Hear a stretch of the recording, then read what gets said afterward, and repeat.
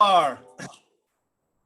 I love it, Mike. So I shared a few seconds ago when you were absent that I accepted your excuse to be behind because you're a I said full-time dad, but then I said like sorry, he can only claim a part-time dad because his wife can claim the part-time position.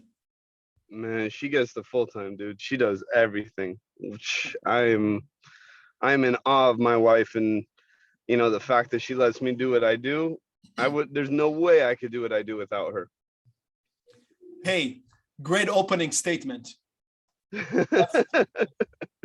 Let's dive deeper into that. But before, give us in a nutshell, when people say Michael Koshet, what does it mean? You want the egotistic or the non-egotistic? Let's do the traditional, and then let's talk. Let's be do you. Look, I'm a hoodlum. I'm a hoodlum with a keyboard, baby. I'm nobody special. I do what I do, and I am consistent with it. But I do have a billionaire mindset that's always been with me since I've been a little kid. So I'm still a hoodlum with goals of bees, baby. So yeah, go ahead. No, being in the car and doing this thing is never easy. You got it. You can maneuver. Look, yeah. I'm just a hoodlum. I'm nobody different. I just do what I do consistently. Tell me, how did you even start in the business, and how long ago was that? Man, I started. I'm 37. I started when I was 16. Uh, so 20 years in the business, and the first few years was residential agent. Following years was residential rental agent. Uh, Following years was uh, tech entrepreneur, and then back to real estate, and I got into multifamily. How the transition occurred from resi tech whatever into like I want to sell those big complexes on the boulevard? Oh man, that's a story and a half right there. I got into residential through one of my big brothers, Morty Azalea, and he taught me the business at a very young age. He let me learn before I was licensed, and he gave me the real rundown. It was key that I had a mentor, especially like him. Like hoodlum with hoodlum will always understand hoodlumness and criminality. And he taught me the business the first few years, and at that time it was a foreclosure pandemic, and one of the houses I did a lease, but I did the lease outside the brokerage kicked me out. I thought, I'm gonna get even with these guys, and I leased an office on top of their roof on the second floor, and I opened up a company called Help Me Rent, and I took 10 listings and I leased them before the furniture could even get there. And I knew I was on something, so I started expanding it. And lo and behold, after 4 years, we had contracts to do leasing for 25,000 units. After 4 years, we did about a little shy of 7,000 units. And after 7,000 units, you kind of get burnt out, and after 46 full-time agents, you kind of get a little burnt out. So I thought I'd take a little break, and I tried the tech thing, lost a bunch of money. I realized I'm not Mikey Zuckerberg, and and I'm like, the one thing that's always worked for me is real estate. And at that time, I lost my company, and I was like dead broke, and I was just engaged, and we moved into a building that we did the leasing on. And I asked the owner, I said, hey, would you want to sell? And he's like, yeah. And he gave me a price. It was some outlandish price. I ended up selling the building in a matter of like 60 days. And I'm like, okay, this works. I kind of know what I'm doing here. And while I was waiting for it to close, I got another one, another one. I'm like, oh shit, okay. And I started calling up my old leasing clients. I'm like, hey, you guys want to sell her? And they were like, yeah, you know, maybe here's a price if you can get it. And I started landing these deals, and I'm like, oh shit, by accident, I kind of became this multifamily broker. Yeah. And I kind of know what I'm doing, but I don't know. So I figured it out, and whatever I needed to learn, I learned from my clients on the way. Uh, all these guys are way smarter than my ass, and so they taught me what I needed to know along going forward. And little by little, I picked up a gem here and a gem there, and I'm like, okay, don't do that. And you know, I had to hit my head against the wall a couple hundred times to learn what to do and not to do. So that in a nutshell. That's the half of the one and a half story. Yeah. No, that's amazing, you know, because what I'm picking from your story that a lot of people will resonate with is, you know, you learn on the job. You know, you don't expect to plug and play and like, okay, yeah, I'm gonna close you know, 10 buildings this year or 10 listings or whatever, you know, so it's on the go. Look, you know, I thought about it this morning and yesterday. You know, I know that this is a mindset uh, call with the team. And by the way, I really appreciate the opportunity to speak. You know, I have so many gems from being in this business and doing so many different levels of this business. There's so much gems I want to share with people that I really appreciate the opportunity to do something like this. Thank you, of course. Yeah. Uh, you know, you, you got to fail in order to succeed. You have to. There's no other way. You have to. I have a winning mentality, and I like to win, but I'm used to losing. And you have to kind of go in and play this. Uh, I don't know if anybody knows who Phil Jackson is, but he was the coach of the Chicago Bulls, and he was the coach of the LA Lakers. But Phil Jackson coached championship teams, and I am my own Phil Jackson every single day going forward. And you got to go in with a desire to win, but an expectation to fail every single day.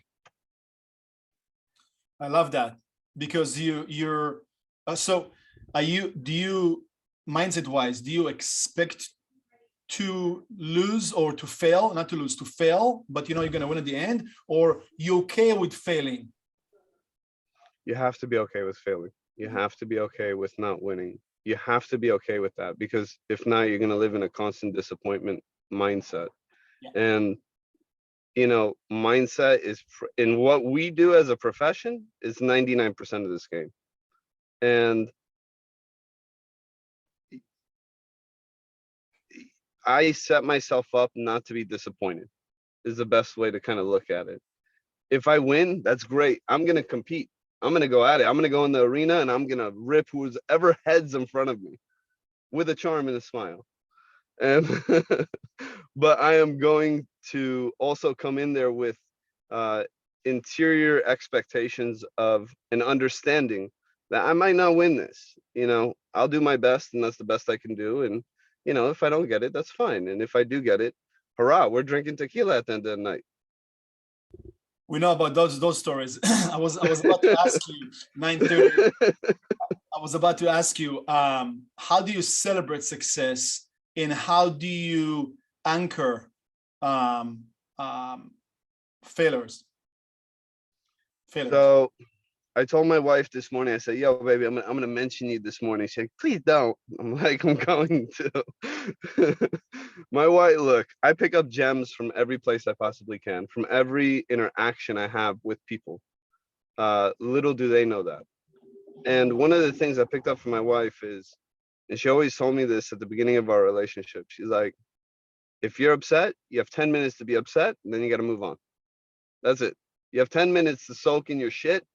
And after that, back to normal. That's it.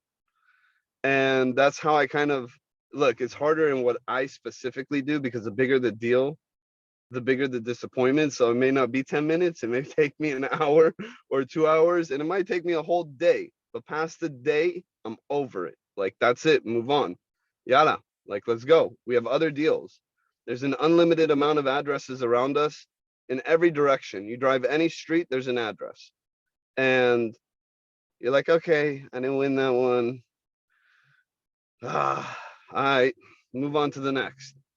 So you have 10 minutes if you are disappointed. After that, pick up your big boy panties, move on. And success, what are we talking about? You need to define that, baby, because I've done a bunch of different levels in this game. What's success to you? You know, let's define something very specific, because I don't want you to have, you know, bad influence on the guys in the call. But in a sense of you accomplish something you've been after for a long time. Let's say it's a listing, or right now you have this massive listing, just trophy a complex in one of the prime areas of Woodland Hills, California, right? And you know, when you got this listing, got it signed, hey Koshet, you're the guy for the job. How do you celebrate when you sold? You last year, you can share if you want to, but you know, you sold just millions worth of real estate, right? How did you celebrate that? Talk about success specifically in our industry. It's tricky because you can get ahead of yourself. It's a dangerous game. You know what I mean? If you celebrate, you're going into a mindset of, you know, it's a really dangerous place. I try not to celebrate, truthfully. I try to keep the train moving. I try not to stop it to celebrate. Last year, we closed $350 million worth of real estate, me and my team. I love them with every inch of my soul. These guys are, I love them. They're kamikaze warriors. and Alex and Daniel, they're my, I love these guys. And my wife, she's also part of my team. She's my mindset coach. But success. So let me give you an example here. Last year we closed 350 million. I never celebrated. I celebrated in December when I went to Mexico for one day, and then I was back on the train. That's it. I can't stop and be like, oh, pat myself on the back. Like, no, we don't have time for that shit. We have more to do. If we did 350, we should do 1 billion this year. I'm always trying to double my numbers. Here's a listing that we have now for 100 million. I haven't celebrated the listing. I haven't celebrated the offers that came in. I haven't celebrated shit because I don't deserve it yet until I cross the finish line. And when I cross the finish line, I'll take one day. At that, I'll take 3 hours. I'll have a few tequila drinks. Good job. Okay, let's go. I don't have time for that. We don't have time for that shit. Keep it moving. Because every minute that you drop the mic and you go and celebrate, somebody else is stealing your other deals that you were working on. And remember that. There's 1,000 sharks after the same goals that you are. Yeah, that's that's definitely high level mindset. You know, if I would ask Michael about birthday celebration, he would have a whole different answer. Oh yeah, man. I So, worked on my birthday because I enjoy what I do too much. and it's all about that, really. Another question for you, right? If there's anything that you master, right? Because it's all about skill set. You're and you said at the very beginning. So and we had, you know, a lot of people joining after that sentence. You said you have a billionaire mindset. A lot of your sphere are billionaires or multi-billionaires. My question is to you, how do you master that skill that I see? For me, it's obvious when I look at you, is the skill of networking and building relationships in high level, as you do. I look at people the same way as I look at a deal. Okay, when it comes to clients.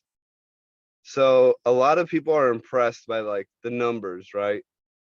$100 million, $50 million, $30 million, $300 million. I look at it the same way as I look at a $200,000 condo. It's an address and it's a price, and that's it. And that's the only difference. One address to the next. I don't get like oohs and ahs. You know what I mean? Like I'd treat a $400 million deal the same way I would treat a $300,000 house in Palmdale. Straight up. Same shit, just different address. That's all it is. Same, it does title, it does escrow, it's got a purchase agreement to it. and you have a recording at the end, and then you get a check. That's it. That's all it is. No difference. If you really, really think about it. If you stop, I don't know how many people get starstruck, but I don't get starstruck that often. I was taught by one of my older brothers, I'm not allowed to get starstruck, and I'm not allowed to ask for a picture. So that always put this wall there where you can't go, ooh, ah, it's just, and I look at people the same way. I just walked around, I think it was last week, with a billionaire. This guy probably had 3-4 billion. I'm about to go meet a billionaire right now in a few minutes. Straight up. These guys got high rises like we got, socks. And he's a person. He's a human being. He's got a personality. He probably has a wife and kids. He probably has some great stories. He drinks the same drinks that I drink. He drives a car the same way I drive a car. He's a person. And at the end of the day, you want to make a relationship. I can make a relationship with a guy that takes out our trash the same way I would with a billionaire walking through a building. We are all human beings. No difference. None. Not 1 inch of difference between anybody, if you really think about it. I love that because whoever knows you, even not that well, you definitely lead by humility. That's a strength of yours, and it's sincere humility, right? Humbleness is so important in our business. Look, I've been in this business a long time, and a lot of people don't know this, but anybody that knows Beverly Hills real estate, one of my aunts was Elaine Young. Elaine Young, her partner was Gail Landry. They were the Josh Altmans of Beverly Hills with Jade Mills and Valerie Fitzgerald. And I realized at a young age what it is to have Beverly Hills, with the, and I said, I can't do that, man. That's not me. That's not nice. It's not nice to be that human being. You must be humble and quiet and appreciative of every single relationship around you. And it makes no difference if you're from 310 or 818. You're more like the Eminem of the real estate. Oh, it's I'd rather be the fun guy than the I'm da da da da da. Yeah. We're all fucking having fun, man. Yeah. And that's another gem I think I should touch on. You gotta have fun. You gotta have fun with the wins, and you gotta have fun with the disappointments. You gotta have fun with the middle process of, the meetings and the phone calls and the other agents and even the escrow people, even the title, even if they're delayed. You just gotta laugh at it, man, and have fun with it. You're gonna have your setbacks. It's part of the territory, baby. I have more jokes and fun when I have disappointments than I do in the wins. Because once you win, okay, you've won. But you gotta have fun with the process. You really do. It took me a long time to learn that and accept that. Not everything is gonna go our way. And when it does, that's great, that's cool. But expect the other way for it to come. You have to be cool with that. On spot. You also got some shout outs to the 818 on the way. How do you to be in your business, your line of business, right? It's a niche, and some people understand the dynamics, some people don't. When I say niche, it's like it's a very, very specific targeted clientele. You also do out-of-state business in addition to that, right? Because your type of clientele are, it's what I call smart money, right? It's not just like this, house, investment, condo. It's bigger than that. The last couple of years, pandemic, right? Started back in 2020, April, May, pretty much maybe most of the year. It was a very tough year, a lot of uncertainty, unknown. And then last year we know was slightly different.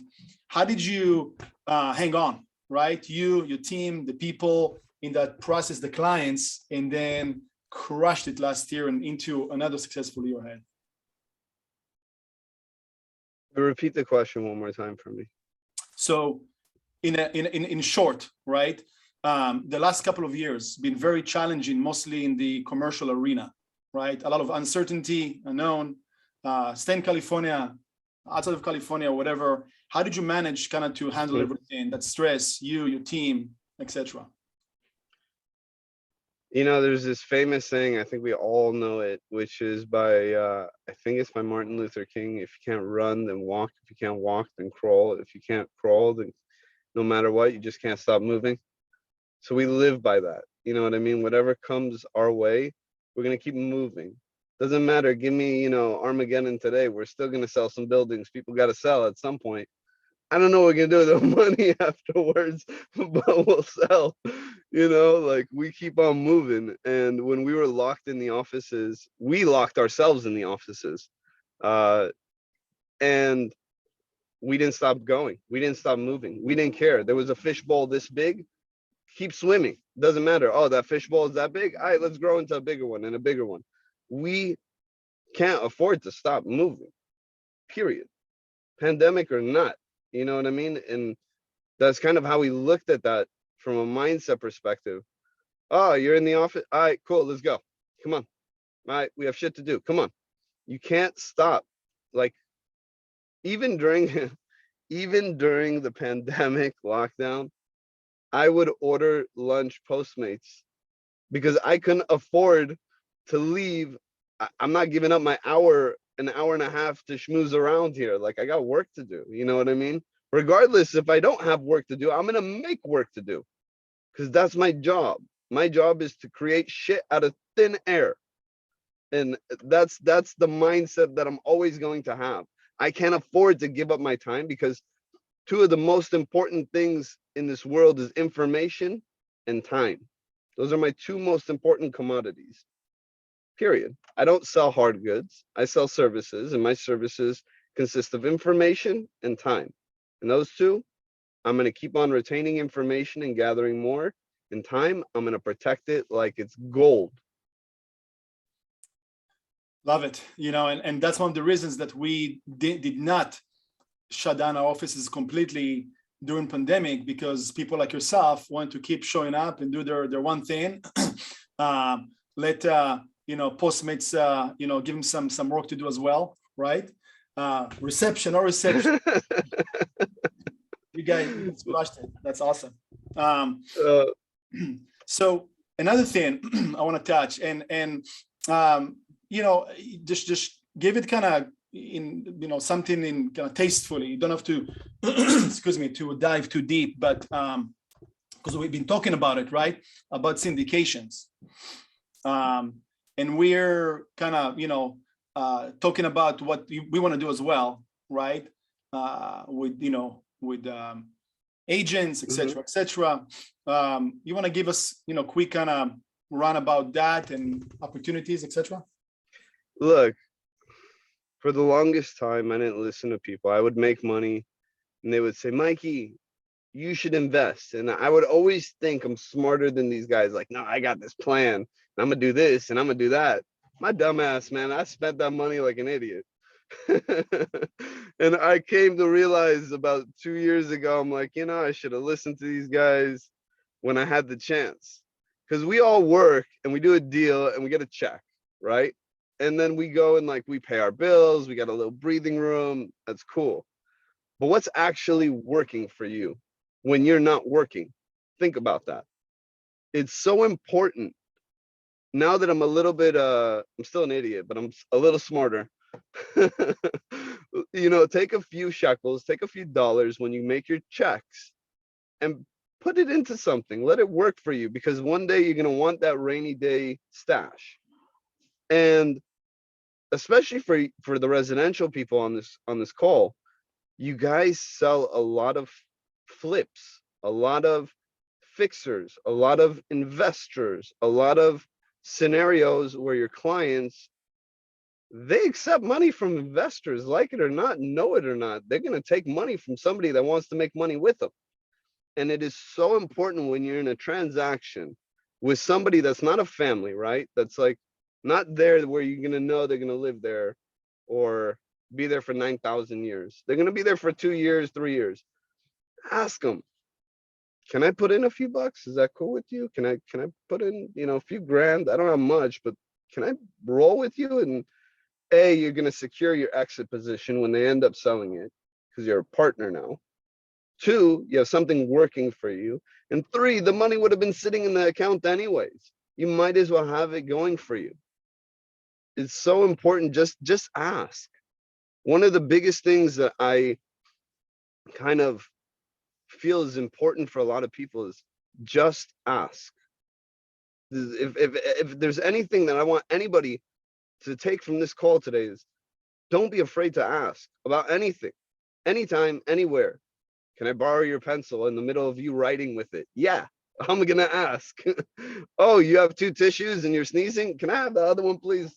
You know, like, hey, what's your plans with that property? Or, you know, can I roll some money in with you? Or, you know, it hasn't sold yet, you know, and it's been on the market for, which doesn't exist right now, but for 2 months. What's your plans on the 90th day when it expires? Just curious, you know, or after you're renting, what's your plan? You know, like ask, just ask, see where it gets you. Ask 10 people a day, 10 things. Give it an exercise for yourself for 30 days. What's the worst that's going to happen? A no? Okay, go to the next one. You got to ask your clients if you can roll some money in with them. It's so important. Yeah. And that's what I call smart money, right? Let the money work for you. And we are working on some special things that we're gonna do this year. It's gonna be interesting. Oh yeah, you better believe it, baby. Michael, I can, you know, we can keep chatting on and on and on, and I love the chat on the chat as well, the comments. I haven't seen any of them. Any questions? Throw them in. Let's go, baby.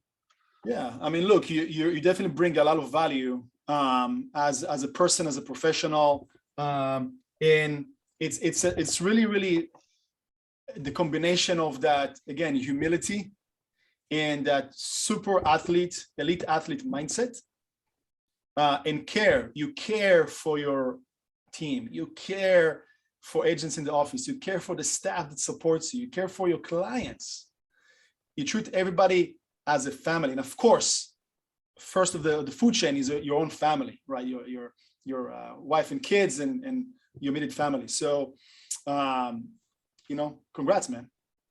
I'm just having fun, baby. They're giving me awards for being a hoodlum with a keyboard. I love it.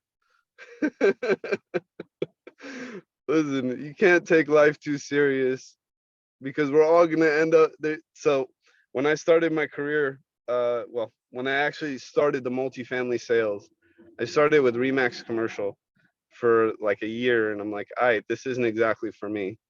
And there was this sign on front of the copy machine, and it would say something like, "We're all gonna end up in the same box one day." And it just, when you really think about it, That's it's optimistic. true. Yo, it's the truth. So you might as well have some fun while you're at it. And that's You why you might left as well, huh? Yo, it's yeah, no, it's no comparison, but it's just that statement kind of sat with me a little bit, and you know, just have fun and treat everybody with love and respect, and everybody's fighting their own battles, everybody's going through their own day, everybody's starting their day the same way. So there's no point in Sure. in you know what I mean? We all woke up this morning and brushed our teeth and took a shower. We're all one, you know what I mean? I call everybody, I like to say, you know, I'm in a very heavy male dominant industry. So I call everybody my brother. Because at the end of the day, we're all brothers and sisters. You know what I mean? We're all, it's so important to look at it like that. Yeah, I'm laughing because Christine gave you a shout out too, and she said when many ask who's Michael Koshet, in her mind it was the guy with the best Halloween costume. And he didn't read the first part, Mikey, but it was I love you. I love you so too. awesome. I love talking to you, Mike, and I have it on my calendar. I'm calling you when I get back from Florida. You are amazing. I love your natural, you know, conversation, and it's just like I don't know. I want to hug you. That's all I can say. Thank you so much. It's definitely huggable. Michael Koshet, the man, the myth, and the deal maker. Thank you for your time, my friend. We'll see you soon. Keep it up. No problem. I appreciate it. I honestly, I would like to do one more of these if it's possible. Done deal. And then I did notice somebody had a question in the chat. I wasn't able to read it, but I would like to address it if I got 1 minute. Just Sure. anybody I can help, I want to do so. Sure. I didn't ask you because it might be more kind of toward the residential. Your price points are a bit different than people that Doesn't matter. But go for it. Yeah. The question was, how do you handle sellers asking for those big prices? Look, I am honored that they give me the opportunity and give me a price. Period. They're letting me into their table to sit with them, and I'll take that price. Some of them will be realistic, some of them won't. And I tell sellers probably every day or once every 2 days when I actually have the time to get back to them. But I tell them, look, I can't get there. Like, this is where my guy is at. This is their price. I'm sure you have more on the table. And you know, this is their mindset. This is what they're saying. And I'm transparent with it. And I'm not gonna win every single deal. You know what I mean? I'm gonna be honest, and they're gonna respect that. Like, I went back to somebody yesterday, right? He gave me here's a great scenario. A seller gave me a price for 60 million bucks. I brought it to my buyer. My buyer said, Mike, and in that email, when he gave me the price, he said, I have other offers at 55. I said, okay, cool. Send me over what I needed. I sent it over to my client. My client underwrote the deal. And he got back to me after 10 days and he goes, listen, we're panning out at 55. We can't go anymore. I went back to my seller at that point, which I don't have a huge relationship with, you know what I mean? Like, who am I compared to everybody else in the sea? And I said, listen, my guy is interested, but he's capping out at the same price where the other guys were. They're at 55. They can't do anything more. I can, my team will attest to this, is that guy started emailing me like crazy because I was honest with him. And because I didn't just blow him off. And I said, hey, this is where they're capping at. That guy said, I still haven't responded to his fourth response from yesterday, his email to me. He appreciated the honesty and the truthfulness that I came back to him and I communicated. I said, look, I just can't do it, you know? If I can do it, let's do it, baby. Let's rock and roll. But if I can't do it, then I'm going to be real with you and I'm going to say I can't. I'm not going to bullshit you at the same time. So it's you're going to get those, and it's okay. And just be honest and truthful with your sellers and let them know, like, look, this is where I feel, you know, honesty is important, in communication. You have a relationship with people, and it's important to build on that rapport with them. Yeah, beautiful. Thanks for sharing. Good question, whoever asked that. Michael Koshet. Thanks, baby. Good job. Yo, I love you guys. Oh, I'm reading. Wow, that's a lot of comments. Jeez Louise. Okay.